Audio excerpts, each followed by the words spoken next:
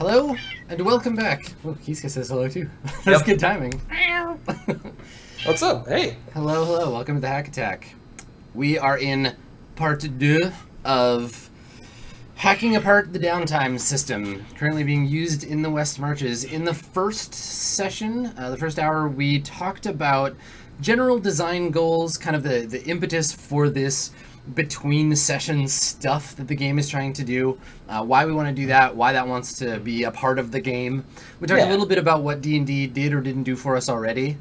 Spoilers, nothing. Fucking God. Nothing. And then we talked a little bit about how some other games do it and the way that that might be able to influence kind of what we're looking at putting together. Hang on. I didn't get a chance to be properly frustrated about that. Yeah, no. Actually, I'm really frustrated from a game design perspective because a game that carries a reward like gold, which, like, people have this intrinsic understanding of gold as being worth something. Yeah. So just saying, oh, you found 20 gold pieces already feels important. Then there is an economy that you interact with early on where gold is important. It's like, okay, now I can buy armor that gives me +2 armor class, and that's really powerful. But then, like, to say, you know, give the players as much or as little gold as you want, and then to present an appropriate amount of gold as being astronomically large, and to present nothing to spend it on, that's a huge problem. That's a huge problem, I mean, even in a non-West Marches style game. I think that's a huge problem. Well, this is the thing. Even in games that include money as a reward, but you can't spend it on anything. Like, look at, okay, Super Mario Brothers. You collect coins. What do you spend those coins on? Nothing. They're converted into points immediately. So you get them, and then boop, they're points. Great. And basic 99 coins is a level up. That's right. So it's a form of XP in a way, or like do-overs. But it's like a core basic, like, tenet of role-playing that gold turns into gear. Gear makes you better at adventuring. Adventuring gets you gold, which gets you gear. Adventure, blah, blah, blah, until you die. Or until you're done playing. And by saying you cannot spend gold on gear immediately means, okay, well, now what do we do? Yep. So all this gold. So we've been talking about that. So what should we do? I mean, I think we should make the most badass town for adventurers ever. So there's some cool stuff that, like, I've been thinking about, and, like, I was talking with Shannon a little bit about it because she was talking after the last session about what she would like to spend money on. And she pointed out, like, you know, Bardrick is small, so a pony doesn't really seem badass, but if she could buy, like, you know, a wolf to ride on, that would be super slick. Nope. So, like, it's just a skin over top of a mount. You know, a pony is 75 gold, a wolf is 75 gold, whatever, who cares? Here's the thing, if she wants to buy a wolf, she buys a regular horse, then pays $4.99 for a wolf that only she can see. Exactly, yeah. Wolf DLC. Yeah.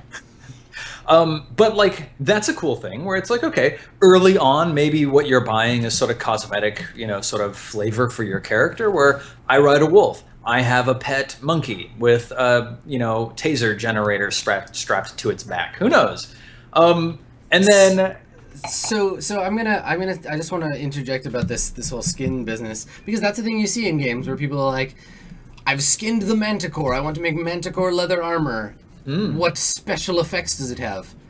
None. Fucking none. But you look cool. It's normal. And it's like, sinking money or resources into being allowed to narrate cool stuff for your character with no mechanical benefit feels pretty like, it feels like a flim-flam job where you're like, well, I'm going to spend 100 gold just because I have 100 gold to fucking throw around on nothing. Yes, here's the critical thing.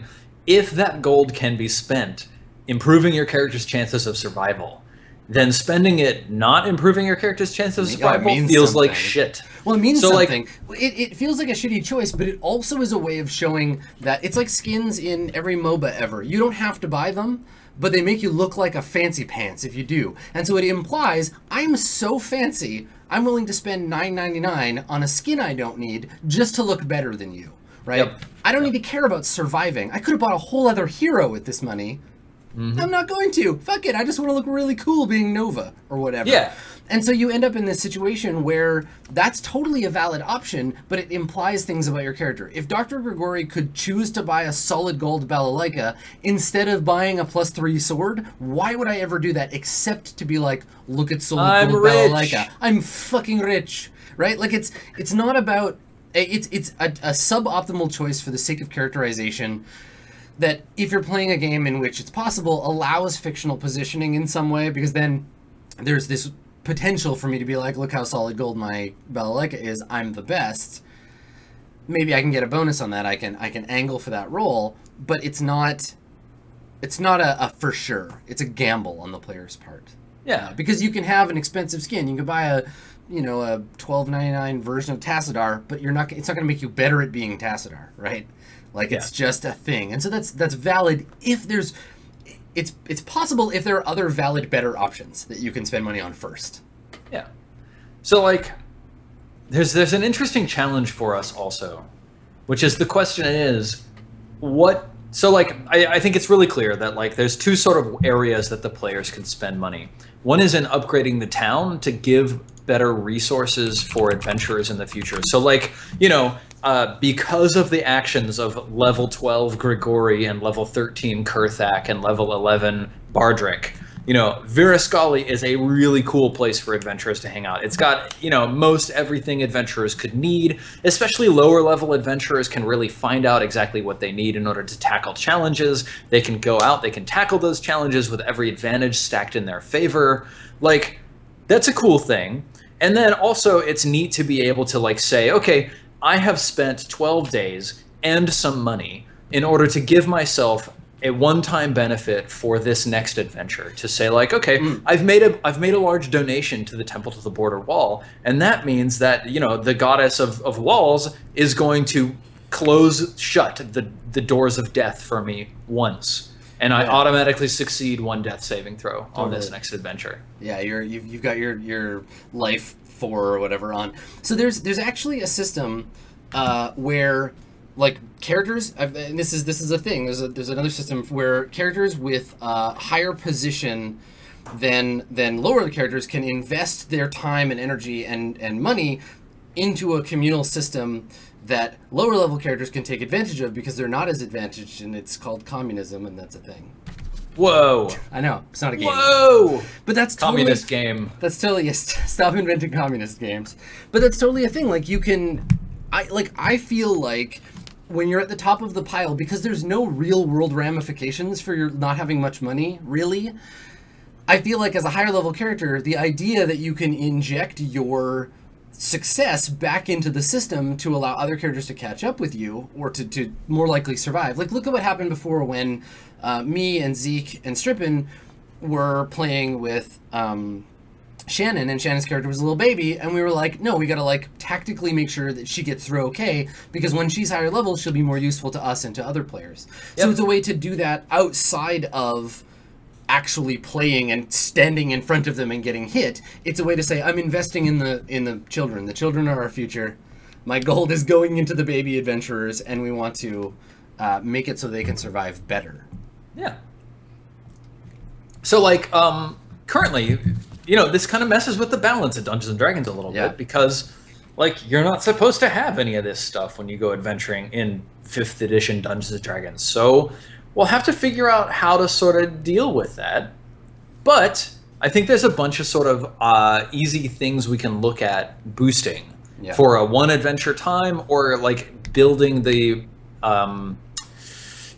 points of interest that allow these things to be boosted. So one of the ideas that I had when I was talking with Shannon was the whole Dark Souls sort of idea, where like, first of all, there are embers spread across the world. There's a flame ember and a frost ember and a sun ember. And like, first what needs to happen is that adventurers need to go out and find these things.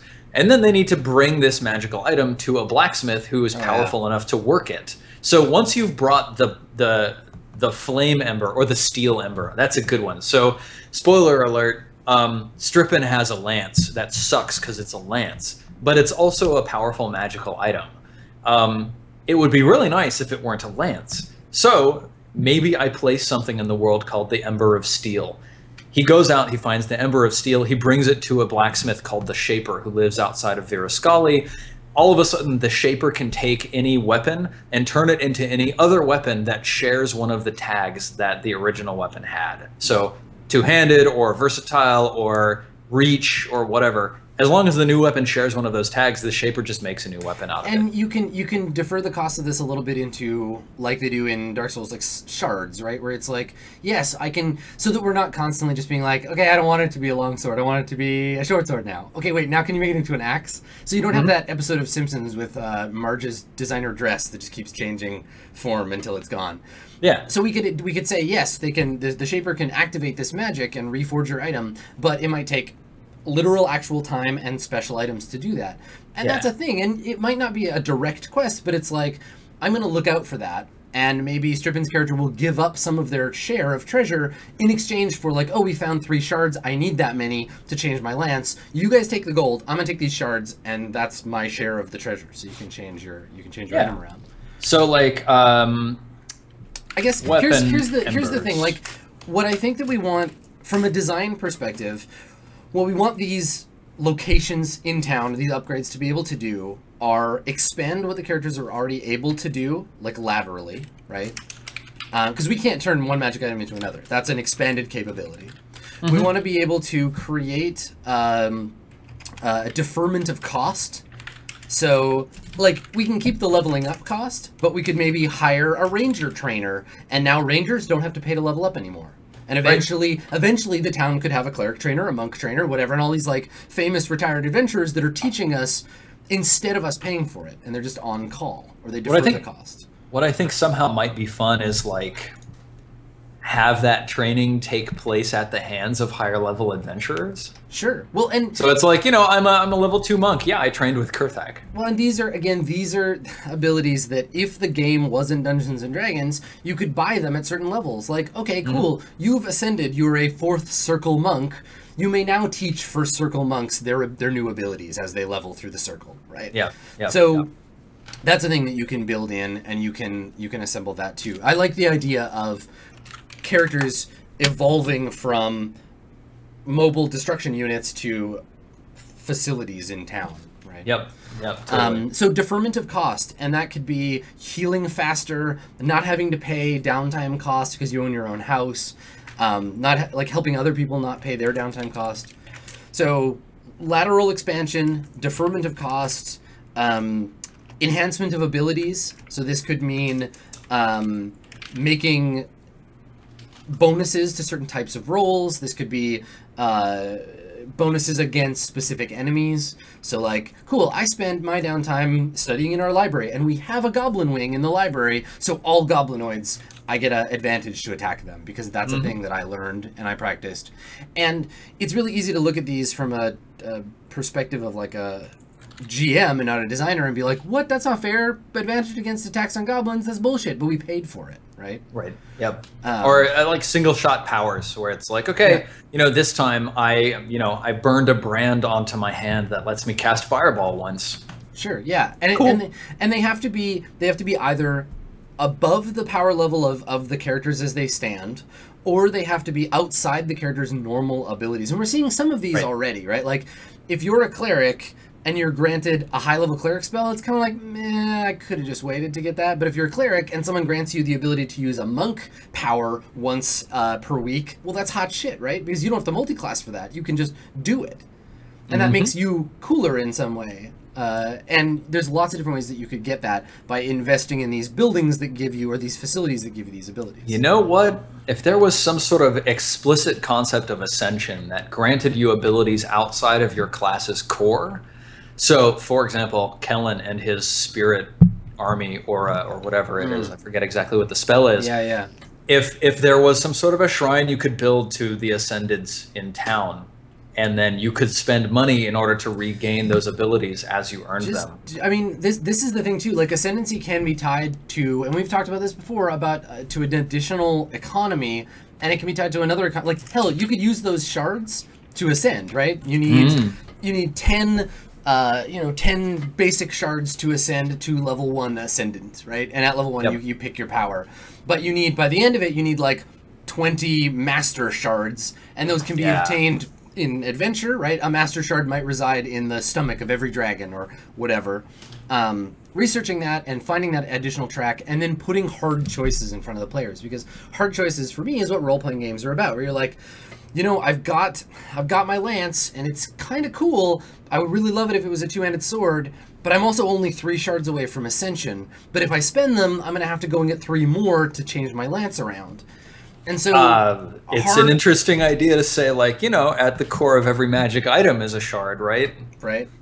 And then it's like, well, do you want to use this item, or do you want to break it so that you can use the shard for something else? And a level of risk, too, where you're like, if you break an item, you'll get between X and Y shards, depending on the item, and blah, blah, blah. And, like, I like that idea because, again, it puts mechanical choices in the hands of the players.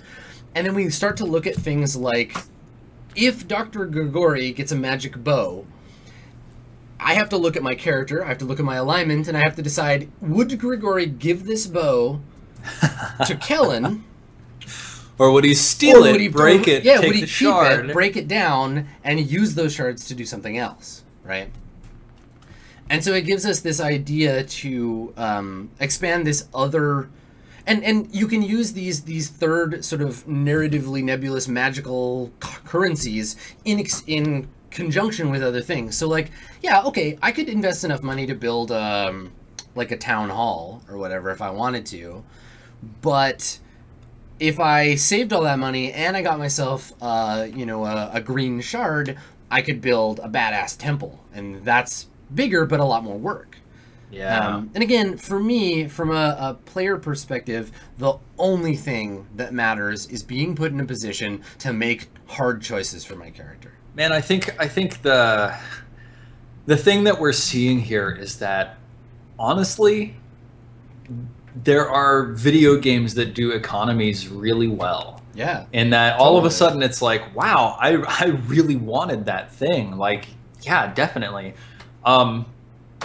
Man, it's almost like, I wonder what it would be like if gold were literally experience points and you spent gold to gain XP. Because that's the Dark Souls system, right? Like, your souls are both your money and also what you use to level up. Yeah, like in basic D&D, we've talked about this a little bit before, the reward structure there is 1 gold piece is 1 experience point if the gold piece is returned to town. Once you do it, once you do stuff with it after that, doesn't matter. You bring it home, it's been returned to the civilized economy, you can now spend it on whatever you want. Oh, no. That's like the critical distinction there, that's what is, I was right? Say. Like, but in this case, it would be you have to spend XP to gain, items. Or you spend gold to gain like XP or items or whatever. Right.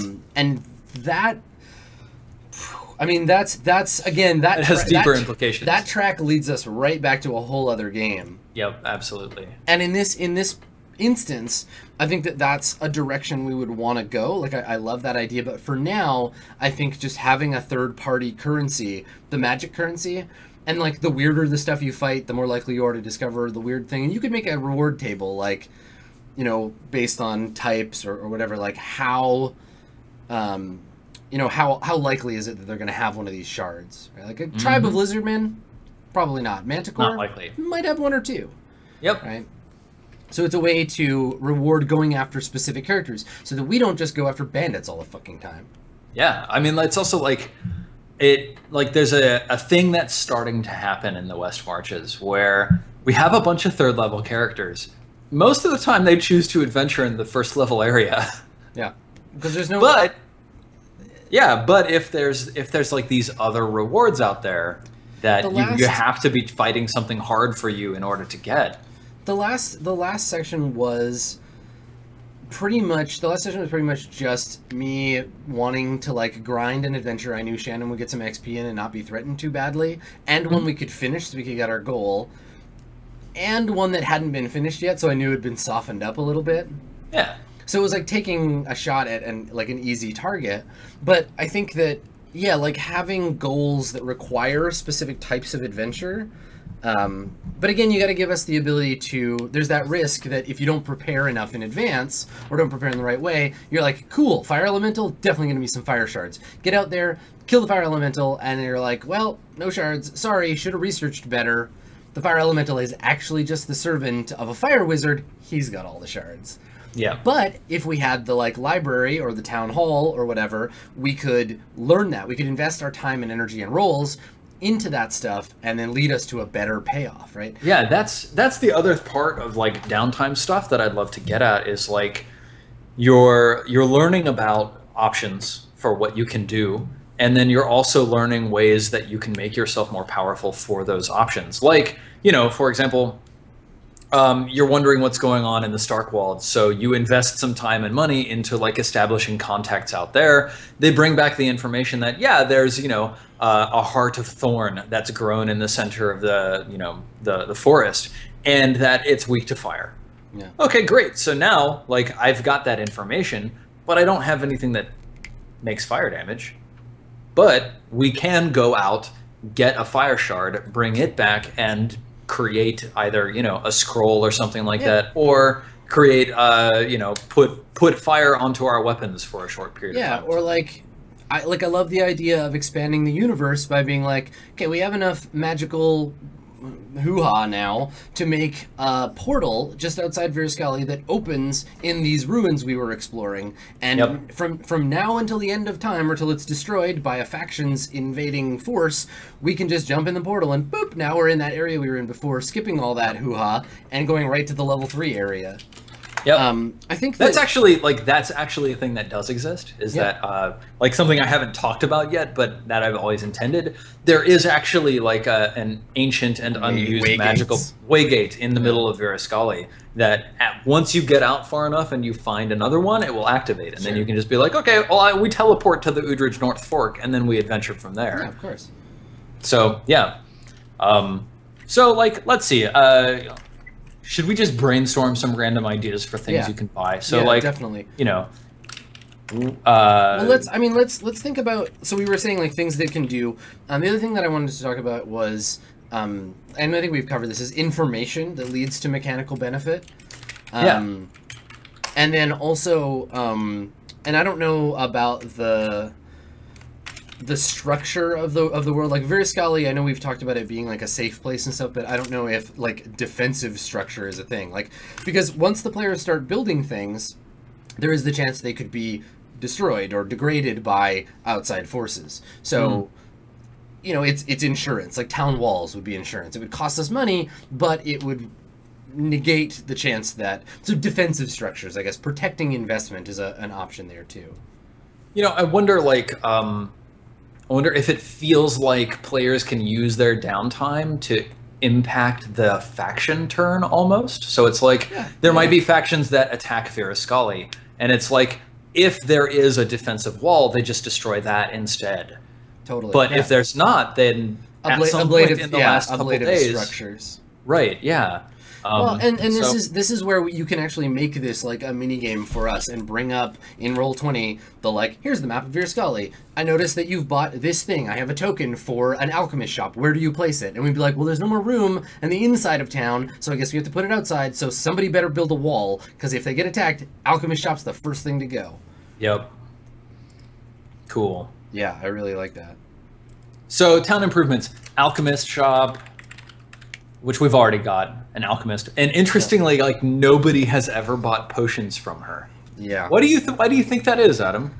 I thought about it last time, but by looking at the potions that were available, I only recognized the one and didn't have the time to ask about the other one.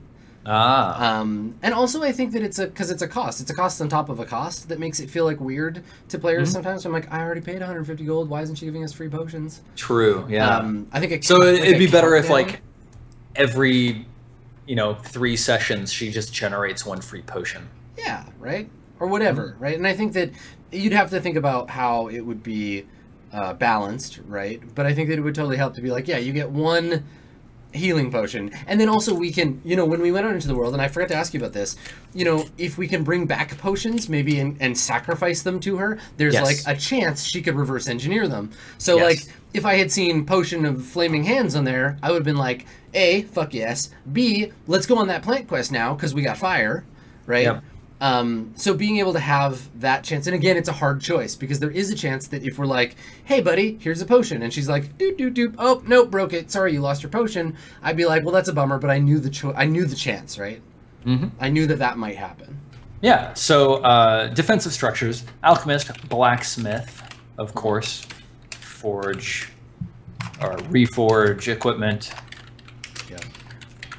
Yeah, I would have them reforge my tiny little pathetic hammer into a much larger hammer that I could actually wield in battle. Absolutely. Because I have a magic item, but it only deals 1d4 damage, so I can just go like, pink, pink, pink. Is that all it deals? 1d4? Yeah. Yeah. That the light. It's a light hammer. The light right? hammer is like a little throwing hammer or whatever. It's like Celebrimbor's little like I could make a magic ring amazing. with this hammer. 1d4. That's crazy. Yeah. Awesome. Like what else? So like portal. Well, housing, right? Player housing. Yeah. What tiers of house can you buy? What are the benefits for different size houses? If I buy a house for 500 gold, does it only affect me? If Strippin and I go in on a 1500 gold house, can we hold 3 people? Like, what's the mechanical benefit there? And I think, interestingly, like having a portal that can make an exit portal anywhere, but like at the 500 gold level of portal, it can only make 2 exits. Yeah.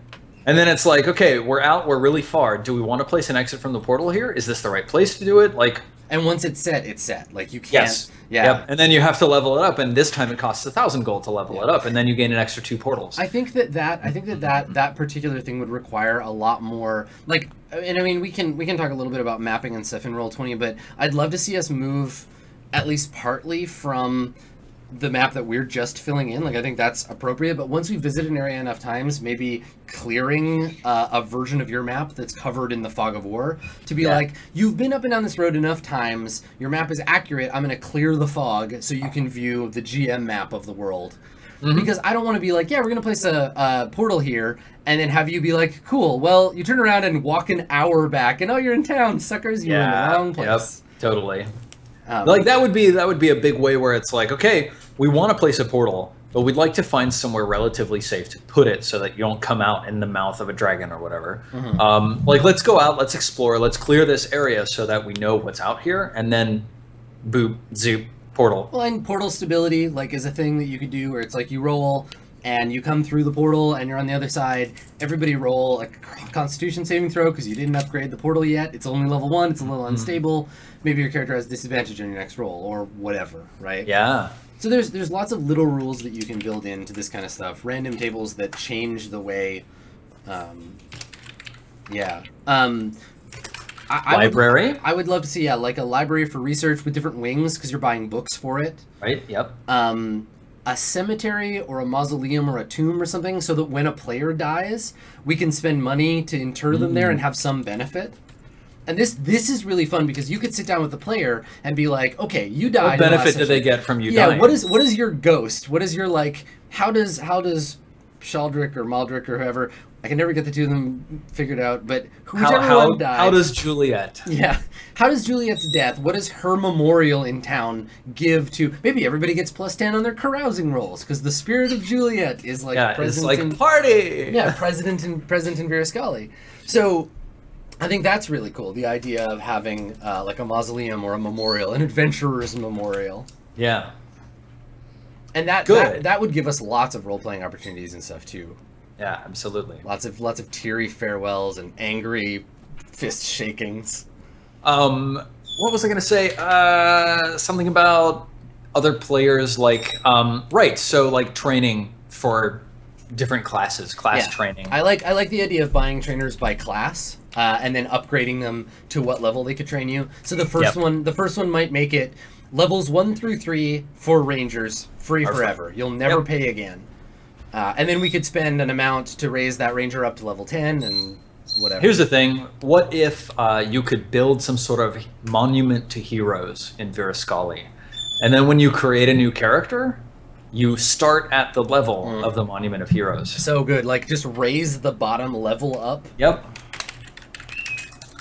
Then, like, you know... That would explicitly permit players to take bigger risks with their characters. Yep. It's like, okay, Grigori died, but the Monument of Heroes is level 3. So even though everybody's level 5 now, Grigori the Second is level 3 instead of level 1. Yeah. I like that. Mm-hmm. Yeah. Yeah, I like that. That's a really good idea. Mm-hmm. Now, because Dungeons and Dragons, really, you only really lose hit points, right? Like, your character, we don't have a lot of, like, structure for getting worse or getting better except HP. We can't really build in, like, you lose your mind, you gotta go to the sanatorium and recover. Like, recovery facilities, not really a thing, because for me to recover, I just rest overnight. Boom. back in business. You know, there could be house ruling that affects that sort of thing. So, like, if you get leprosy, then if you have a sanitarium, then you can go to it and remove your leprosy. Yeah, and I mean, I think that would be a thing. Like, if you get a disease, but again, like, the leprosy is the only time that's really happened. Yep. And it would require extra work on my part because diseases generally, like, there's other ways to just immediately remove them. Now that Strippin is level 3, he can just lay on hands and remove a disease for his day's worth of lay on hands. Yeah, I would take this stuff, like optional repairing character damage stuff, and we'll just move it into the this goes in the other game pile. Yeah. We gotta look at just what we have for us in Dungeons and Dragons. Yeah. And what we're using. And so, like, how do you use some of these to get one-time player improvements? So, like, Grigori has come back from his downtime, and, you know, how has he spent it? Has he spent it at the library learning information, at the cemetery gaining a power from Juliet, or, you know, Maldrick or something? Let's take a page from the faction turn, right? Yeah. While you're away, fine, whatever. You come back, you choose one of these actions, and it can be build a new structure. It can be... because someone has to take their turn to be foreman for the new structure, right? So, like, okay, even if Strippin was also helping pay for it, I'm going to be like, okay, I'll sacrifice my downtime. I'm not going to go and pray. I'm not going to do anything else. I will be foreman. I will stand around and, like, drunkenly tell everybody how to build this new house we're going to build. That's my turn. So that frees you up, Strippin, to go and pray to the dragon god, and you'll be ready for the next big fight we have to get into. So you would take an action to build. You could take your downtime action to level. So I think gaining a level without a trainer or whatever. It just uses your downtime? Uses your downtime action, yeah. Yep. You could use it to activate an ability of a building. So get a free potion. That would be triggered. So instead of basing on time, you could say, scene, this adventure, I want a free potion. Yep. Or, and then this is where we can get the randomness in, right? This is where we could say, or carouse, research, or whatever, and roll on one of those tables. And if you want to, X amount of gold can be spent, and the more gold you spend, the better your roll is going to be. So we get to keep that random fun, where you're like, I don't have enough gold to build something, and I don't need a potion, because somebody else is using the alchemy thing, I don't need to level up.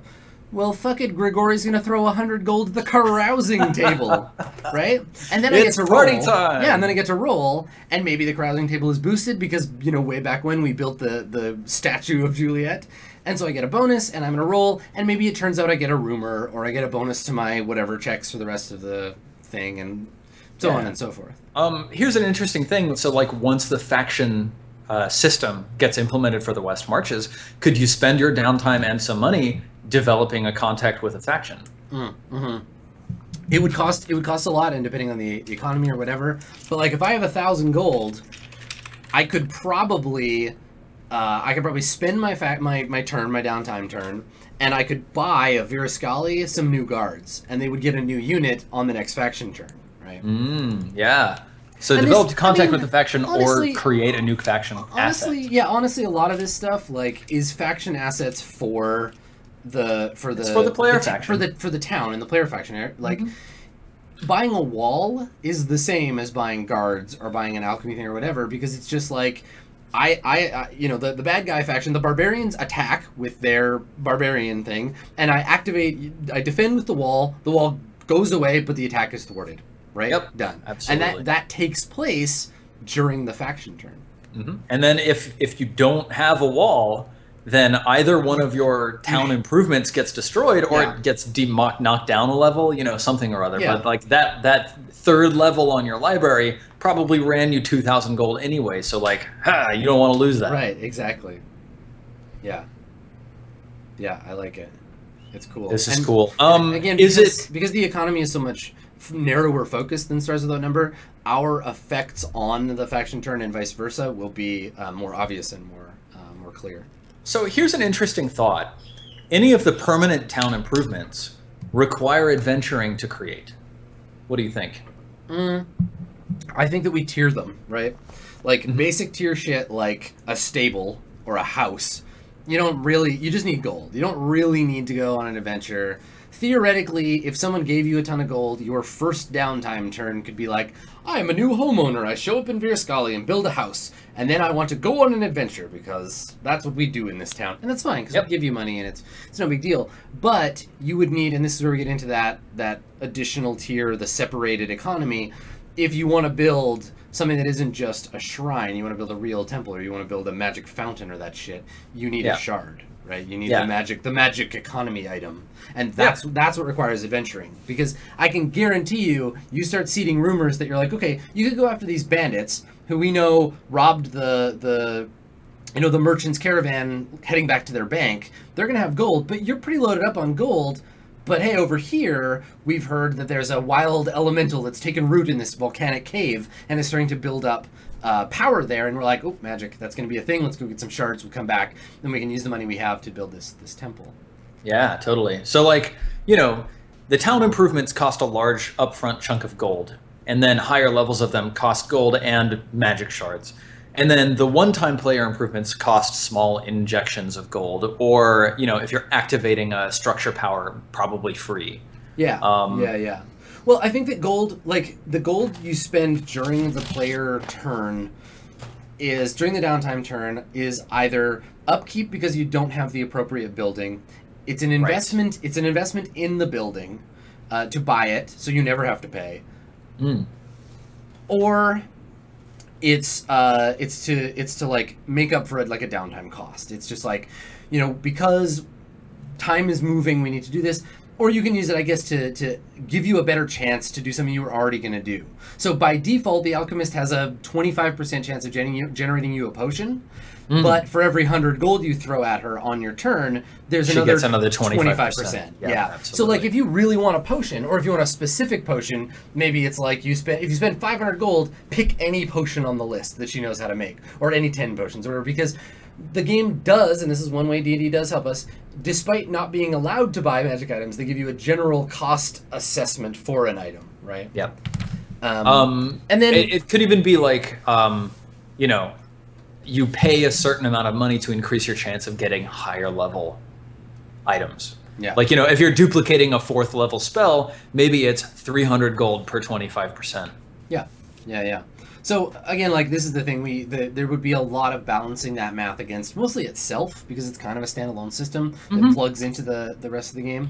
But there is also the idea that we want to balance it against the general incoming amount of gold, because if it's like we're never going to, as a group, be able to buy this, you know, we also need to start, I think, tracking somewhere that's more accessible. Like, I feel like making a bank would be a good idea. So my 375 gold or whatever that I have as Grigori is on Grigori, and when Grigori vanishes, I take it offline with me. You can't have my gold. Exactly. Yep. But if I were to say, I'm donating 300 of my gold to the guild bank, anyone on any session can now access that gold. If you guys desperately need 300 gold to buy a potion of, like, whatever for somebody who's been turned to stone, go for it. That's in the bank. That's yours to use, right? Yep. Guild bank. I mean, you could store shards in there too, right? Like, oh, you know, I've already upgraded my weapon a bunch of times, so like I don't need this flame shard, so I'm sticking it in the bank. Well, and then it creates inter-character, like, it's a fictional thing. It's not like your character, like, me as a player is not making that choice. Grigori is making the choice to go to the bank and withdraw a bunch of money to do whatever I'm going to do with it. And so later, when, like, somebody else goes to the bank and they're like, where's all the gold? The banker's going to be like, obviously Grigori took it. Yeah, Grigori said they needed it, they took it, and that's going to be a situation in which we need to, like, have that conversation in character, right? Yeah. This is all really cool stuff. I like it a lot. I love this kind of, like, layering under D&D. Like, we get the action on screen, and then there's this idea that the world is, like, building up around us because of the things that we're paying for it. So let's see. So the defensive structures, they're ablative that prevent damage to the town. The alchemist either produces a potion every X days, or you can, like, spend gold to roll, and you can spend gold to increase your chances of rolling a good potion. You can go to the blacksmith to reforge your equipment. That costs something. Gold cost plus shard cost. You can create portals. Portals maybe have stability, so like You can invest in the individual portals for a small cost. You can invest in the town portal for a large cost. Maybe like the small portals require shards to increase their stability. Who knows? Mm-hmm. I like the idea of, and this is from chat, the idea of getting XP goals, like one for every 10 gold or something for donating your money to the bank or to a particular thing. Like encouraging altruism, because if I want to keep Grigori alive, I mean, I think about it from the players are like the adventuring party is a player, and we're all facets of that player. So like I'm, like in the last session, I'm like, okay, well, if you need a horse, I have a horse. Here you go. I'm not going to ride it. It gives me no mechanical benefit, but not everybody is necessarily going to think that way. Yeah. So incentivizing payouts with XP might be a thing. What does player housing give you? Access to the carouse roll, access to the I feel like player housing defers a cost, right? Like I think that, like in Torchbearer, if you don't have a house and you don't know anyone in town and you can't afford a hotel, you sleep on the street. But if you have a house, you can always default to that. So I feel like a house would give you like a neutral roll on the I did nothing but bum out at home table, right? It's the attended to mundane matters thing, right? But if I don't have a house, I'm reliant on spending money. So it's like, okay, man, are you gonna live squalid, poor, whatever? So one of the player things that you can do in your downtime is you can bum out at home. Yeah. Just chill. If you don't have a house, you have to pay to bum out at home. Yeah, because but if you have a house, you get to roll for free to bum out at home. Exactly. You just get a free roll. And I think that if you look at Transylvania Adventures, the tables in that game, they generally, unless you're doing something risky, like carousing is risky and magic is risky, but mundane matters, mostly the bottom end of the table isn't things get worse. There's a negative on the table, but by default, if you do literally nothing and you roll poorly on the default roll, it's like, nothing good happens to you. Your action just is used up. Right, yeah. So the library lets you research information. So like maybe that's like a number of questions you just get to ask the GM. So it's like, okay, you did 2 questions worth of research. That's such a good idea where it's like you roll and we just fucking spout some lore or whatever, and you're like, okay, cool. I get to straight up ask the GM, like, where is this monster, like, really? Or absolutely. Like, what should I? And we can give. How can I hatch this dragon egg? Well, and this is how we build. We interrogate the fiction, right? Where you can say, the base library allows you to ask these questions. The upgraded library gives you 5 more questions. The special magic library, ask me whatever you want. I don't give a fuck. Ask. It's just a straight divination. Yeah, totally. Yeah. Cemetery gives you powers from dead characters depending on what kind of character it was. Class training facilities defer the cost of leveling up, and or maybe give you a bonus, right? Like I like the idea that you can make a training roll, and like by default you pay. If you roll really well, you don't pay you pay a higher discount. But if you crit, if you get like a 20, maybe you get a 5% bonus to your experience for that whole level. Right? Oh yeah. Like the cost of leveling, add bonus to XP gain. Yeah. Yeah, where the trainer is like, you are really good. You are naturally inclined to being a wizard. Good work. Now, for the whole rest of, because like D&D has this boiled in already in earlier editions, where if your intelligence is of a certain level, your prime stat is high enough, you just flat out get a 10% bonus to all your experience. Yeah. And this would be a cool way to be like, you worked with the trainer taught you, like, while you're out in the field, while you're being a dangerous idiot, keep in mind these things I have taught you. And then think about how many times we could use the inspiration roll to be like, I think back to like my training with when I trained. Yeah, exactly. Well, I think that would work really well as like, if you don't really want to learn information or get a potion or anything like that, then you just go to your trainer and you just gain a bonus to your XP gain for this session. Not necessarily for the whole level, but it's like, it's a really nice sort of default thing that you can fall back on. It's like, yeah, I would love to have a 5% XP bonus this time around. Sure. Yeah, no, I like it. I think that's really cool. The Monument of Heroes raises the level floor so that new characters start at a higher level. Yep. And this is less that a brand new character goes like, I was a peasant, now I'm level 3. It's more like a level 3 adventurer comes to town. Has come to town. And maybe to bow their head at the Monument of Heroes. Yeah, maybe the first thing we ask them is like, tell us about the last adventure you were on, or like what ill fate befell your previous adventuring party that drove you to come to Virascali, or like whatever. And that'd be such a cool way to tie people in. You give them a kicker, right? Where you're like, oh well, I heard tell with my last party there was a basilisk cult here, and our last fighter was killed by basilisks, and it's my ultimate goal to find a cure so I can go back to town and bring them back to life. And it's just a way to say, like, you're already an adventurer. In you go. And a town bank. And, I mean, there could even be, like, you gain XP based on the amount of gold that you donate, and, like, that could increase as you level up the town bank. So first it's, like, you know, 1 per 20 gold, and then it's 1 per 10 gold, and then it's 1 per 5 gold, and then it's 1 per 2 gold, or whatever. And it could even have like a cap, so like it only can store 500 gold right now, and then it stores 1,500, and then it stores 5,000. It's a tiny little bank. It's a piggy bank. It's fine. Right. It's just a chest that someone keeps in the corner of their house. We start with the secure chest, and we work our way up by upgrades to like Gringotts or whatever, right? To Smog's lair. Yeah, no, that's a really cool idea. And again, like we looking at these, the idea is to drive play towards a specific kind of adventure, fantasy role-playing experience that we're trying to create. And some of these things allow us to bypass things that we don't care about in Dungeons & Dragons. Some of it is just straight up like, skip this bullshit, let's move on. Like starting someone at 1st level when everyone else is 10th level. That's the thing. We want to be able to create a system that the players can buy into to skip it.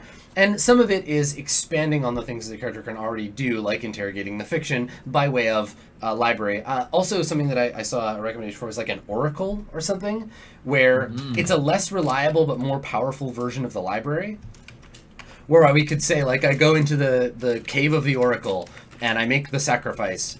Yeah, that might be the sort of thing where, like, if you want to spend your entire action and 200 gold, you go to the library. If all you have is 50 gold, you go to the oracle, you roll on the oracle table. Yeah, and you tell us some, like, mysterious advantageous rumor or whatever. Yeah. And I think that a lot of this is leading towards the idea that... I mean, the idea of having the monument reduces the need for a character retirement thing, because that was we were trying to avoid the, like, constant churn of players who get to play more often. Yeah, I think bumping older characters or new characters that have lower level up is useful, and that's a thing that we can bring in. But yeah. Sorry, what are you proposing? Oh, nothing. I'm just saying it's fixing a problem that we had before. We don't need to worry as much. The Monument of Heroes fixes the problem of new characters that can't interface with higher characters. Well, of retirement, right, on the high end. We don't have to worry about, am I too powerful for this game anymore? Right. Like, I think Kurthak hasn't been around for a while because there's been nobody that's sort of on his level. So yeah, I think we plan on seeing him again soon, but since then he hasn't been around. So like I'm interested in chat's opinions. I know we've been like glancing at chat and seeing some of their ideas. What other improvements to the town would you make? What kind of cool things do you think would be fun to see the players in the West Marches gain access to and use? Put your suggestions in chat. Magical shield bubble, orbital laser cannons. Yeah. Orbital laser cannons. Strip club. Halfling strip club. Like, there's something that we don't really have yet, which is like little bonuses, like you gain a bonus to your temporary hit points for this adventure or something like that. Like you always have 3 hit points more than your maximum for every day on this adventure. Yeah. Yeah, and I think that, I mean, those things can go in the oh, someone pointed out hirelings, right? Henchmen. Yep.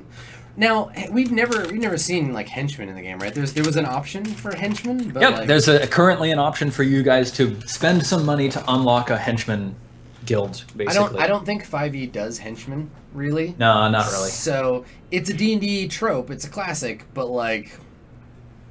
What do you do with it? Yeah.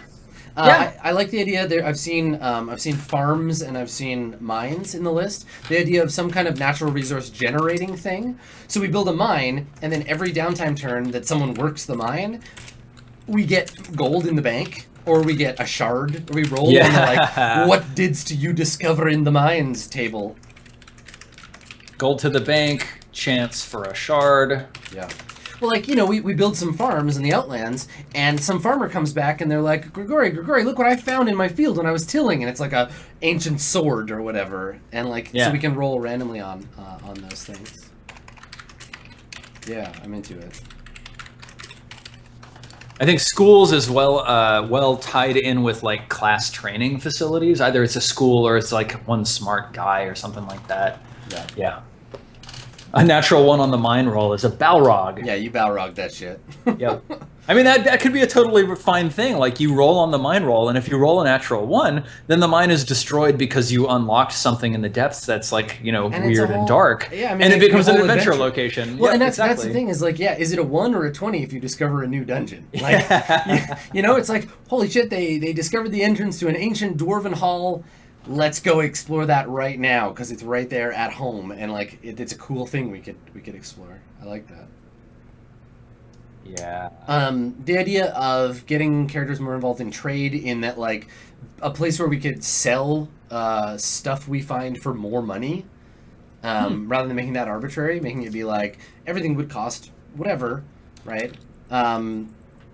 Master workers, like people who can make better versions of the gear we have, like you know, lock picks that give you advantage 3 times, or like, you know, that kind of like that weird space that 3.5 has between magic and mundane, where it's like masterwork stuff.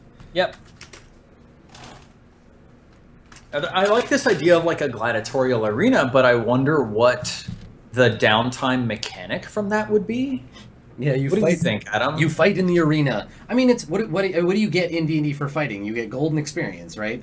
Yeah. So it's like a micro adventure. It's like, yeah, I wonder if like there could be some sort of like you roll on the random arena table to potentially gain XP during your downtime.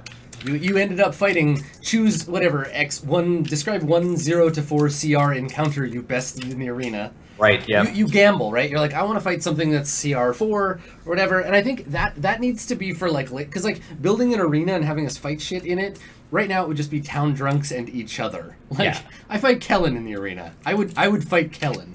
Well, that would be like you're leveling up the arena because you've built like a special stable that can hold monsters from the wilderness. Like, yeah, you brought back a couple gibbering mouthers that you knocked unconscious. Goddamn, I would love to have some kind of like PC fight club where we could be like, this time between sessions, I go into the fight club. Grigori fights Kellen. Yeah, Grigori and Kellen, we fight the shit out of each other. And then we both get a little experience or whatever, and we roll to see who wins, and whoever wins gets a bonus, and yeah, that'd be really funny. Yeah. Yep.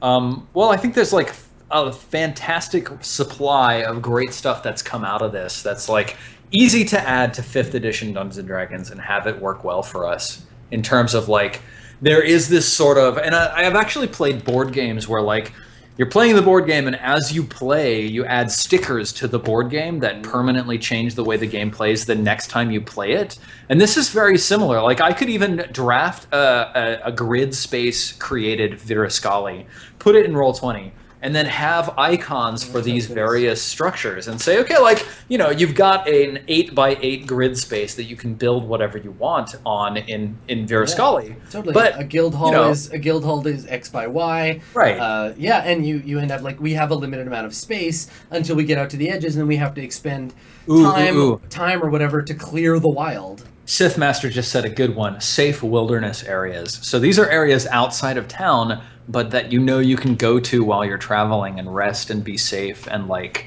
maybe you could like build a safe wilderness area and then build a portal there. And it would take 2 actions to do that, but it guarantees that that portal is safe. You'd have to first destroy the safe wilderness area before you could destroy the portal. Yeah. But it's funny too, because this whole thing is predicated on ignoring the fact that we're just adventurers and have no like civil authority, but are just like, fuck it, we're building a bank there, we're gonna build a guild hall over there, and this is what happens when heavily armed, extremely rich people show up in a backwater town and just start bossing shit around, right? Yep. So like, oh, you're the mayor? That's great. I've got a big bag of gold that says fuck off, the mayor. Go build me a house. Nice. Right? Because that's what happens in adventurers in an economy, is that they totally screw up the town. And eventually we would just take over anyway. We're basically in charge now, right? Yep. Like, Yep. No one can stop us anyhow. So it's kind of cool. We're building Adventure Town. Cool. I'm super like excited. I feel like we've got like basically everything out of this that we can. Like one-time player improvements, let's just go through that list because we went through all the town improvements. Like one-time player things you can get out. You can take an action to build a new structure. You can take an action to pray to a god, which gives you a bonus against certain tasks. or something. Honestly, like if we're looking at bonuses, look at everything on the character sheet, right? Yep, And be like, temporary skill training, temporary hit point boost, advantage for a certain thing throughout time, advantage on a certain type of saving throw, resistance to a particular type of damage, whatever, right? Like if Grigori spends his entire downtime in the sauna, maybe I have resistance to heat damage for an entire session. Yep. Resistance to damage, dealing a damage type. Totally. Yeah. Advantage. Basically, every mechanic in the game has a tweak on whether you're good or bad at it has an opportunity to be adjusted by a facility in town. Yep, totally. Right. And then I have to do something to make encounters continue to be challenging against 4 players who each have advantages on certain things. I think that generally you want to make the world's a little deadlier than default D&D anyway. Yeah. So for us, it's going to not be about having the advantage, it's about having the right advantage in the right situation. Right? Situational advantage. If we all get frost damage bonus, and then we go up against the Volcano King, it's like, why? What's wrong with us? We're so stupid, right? Yeah. Like, we need to take advantage of this and think ahead. So this is going to incorporate.